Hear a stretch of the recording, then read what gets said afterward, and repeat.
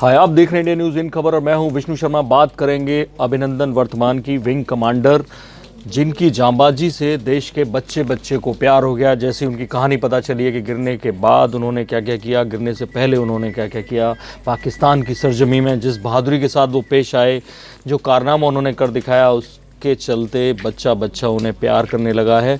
ऐसे में अगर मैं ये कहूँ, एक बुरी खबर दूँ एक तरह से आपको, कि कल को हो सकता है आपको ये खबर मिले कि अभिनंदन वर्तमान फिर से कोई फाइटर प्लेन उड़ाने के लायक ना हो।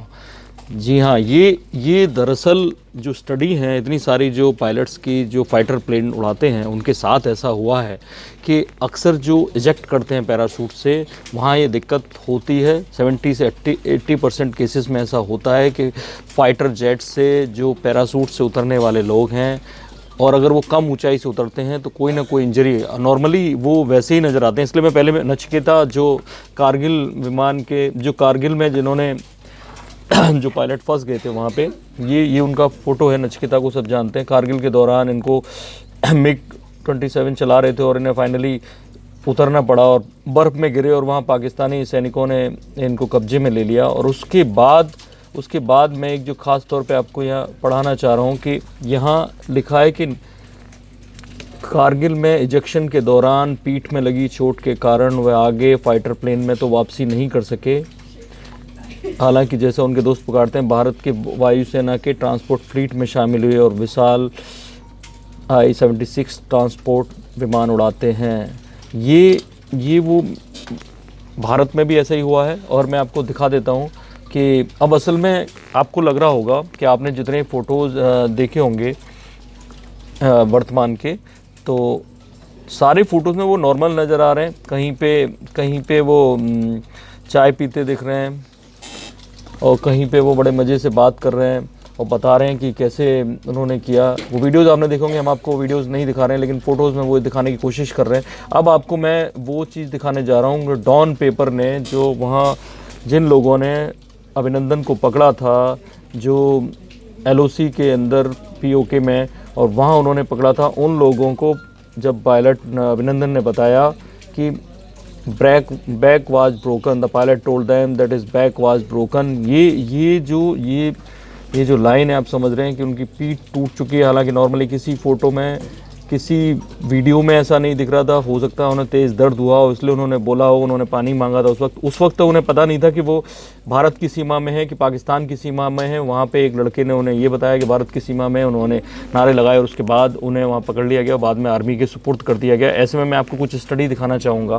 दरअसल होता यह, पायलट की जब ट्रेनिंग होती है तो एक, अब पता नहीं भारत में इस तरह की मशीनें हैं कि नहीं, जब ख़ास तौर पे इन्हें इजेक्शन की ट्रेनिंग दी जाती है, मतलब इमरजेंसी सिचुएशन में इन्हें इजेक्ट कैसे करना है, तो कोशिश की जाती है। अमेरिका इसलिए कोशिश करता है कि इन्हें लाइव ट्रेनिंग देने के बजाय मशीनों पर ट्रेनिंग दे। जब ये पूरी की पूरी सीट निकल के जाती है उनके साथ, तो ये कॉलर बोन दोनों टूटने का बड़ा, क्योंकि इतने प्रेशर से, इतनी तेज़ गति से चलने वाले जेट से उनको बाहर फेंकना होता है कि इनके कॉलर बोन टूटने की बहुत आशंका होती है। और कभी कभी वो सामान्य दिखते हैं लेकिन होते नहीं हैं। उसकी वजह होती है दरअसल G9, एक प्रेशर G9 की ट्रेनिंग इनको दी जाती है, जिस नॉर्मल, G मतलब ग्रेविटी, जिस नॉर्मल ग्रेविटी में आप लोग रहते हैं, हम लोग रहते हैं, उसको G1 के कैटेगरी में लाया जाता है। और उसके बाद लगातार ये प्रेशर उनको बढ़ा के G9 के लेवल तक लाया जाता है। उस प्रेशर की आदत इनको होती है। इनका दिल बहुत मजबूत होना चाहिए और ख़ास तौर पे स्पाइन और कमर, इन सब की मजबूती बहुत ज़रूरी होती है इतनी देर के लिए फाइटर प्लेन इस स्पीड पे चलाने के लिए। तो मैं आपको कुछ स्टडी दिखाने जा रहा हूँ जो फाइटर प्लेन्स पे हुई हैं, और ख़ास तौर पे उनकी इंजरीज़ को लेके। Injuries sustained by air crew ejecting from their aircraft, ऐसी 3-4 मैं आपको, पहली केस स्टडी है जहाँ पर 35 साल का एक पायलट था, उसको इजेक्ट किया गया। तो his Glasgow coma score GCS was 13-15, मतलब ये नॉर्मल GCS माना जाता है। दरअसल इससे GCS ग्लासगो कोमा स्कोर वो होता है जैसे मेंटल स्टेटस, कि आप नॉर्मल बिहेव कर रहे हैं, इससे जांचा जाता है। लेकिन यहाँ लिखा है द राइट पीपल, जो आँख की पुतली होती है, was noted to be larger than the left. ये उन्होंने पहली बात की। दूसरा, जो रीढ़ की हड्डी में C1 C2 हैं, उनमें उन्हें 1 सेंटीमीटर का डिस्प्लेसमेंट बाद में पाया गया। हालांकि वो नॉर्मल बिहेव कर रहे थे, सारी चीज़ों में वो नॉर्मल बिहेव लिख रहे हैं।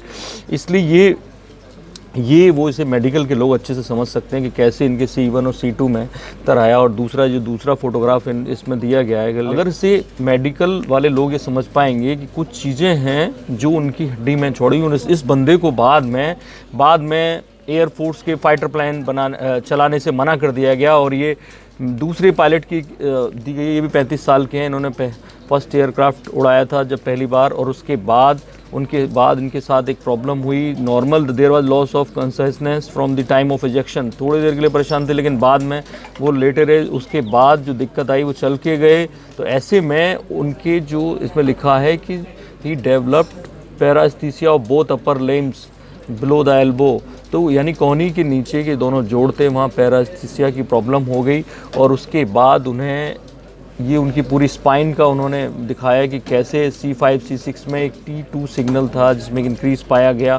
इस तरह से ढेर सारे जो लोग हैं ये सारी केस स्टडीज़ दी हैं, किसी ना किसी को कोई ना कोई प्रॉब्लम हुई। और हमने आपको बताया कि नचिकेता को कैसे फाइटर प्लेन की जगह ट्रांसपोर्ट प्लेन उड़ाने को दे दिया गया। तो इस तरह से अब क्योंकि खुद भले ही आपको अभिनंदन जितने फ़ोटो वीडियो सोशल मीडिया पे आपने देखे होंगे नॉर्मल दिख रहे हैं, बहाद हो रहे हैं और वो नहीं बता रहे हैं। और ऐसा कई सारे जो पायलट्स ऐसे इजेक्ट करते हैं। और इस इजेक्ट करने में जो पैराशूट के जरिए दिक्कत तब होती है जब आप कम ऊंचाई से करते हैं। और ऐसा माना जा रहा था कि अभिनंदन ने कम ऊंचाई से 10,000 फुट से अगर ऊंचाई कम रही है तो वाकई में उनके लिए कुछ ना कुछ दिक्कत ऐसी हो सकती है, क्योंकि इनकी जो एज ग्रुप है उस पर भले ही वो दिख बहादुर रहे हों, एक्ट उस तरह से कर रहे हों, लेकिन कोई सीरियस प्रॉब्लम भी हो सकती है। और ऐसे में फाइटर जेट्स के लिए एकदम फिट, जो G9 का प्रेशर झेल सकें, उनकी स्पाइन सब कुछ झेल सके इतने देर का प्रेशर, तो वो रखे। ऐसे में ये माना जा रहा है कि अभिनंदन की जब मेडिकल जांच होगी तभी ये तय हो पाएगा कि वो फाइटर जेट फिर से चलाने के लायक हैं या उन्हें ट्रांसपोर्ट फ्लीट में शामिल किया जाएगा। जैसे ही कोई खबर मिलती है आपको ज़रूर बताएंगे। आप देख रहे हैं इंडिया न्यूज़, सब्सक्राइब करें इन खबर। थैंक यू, नमस्कार।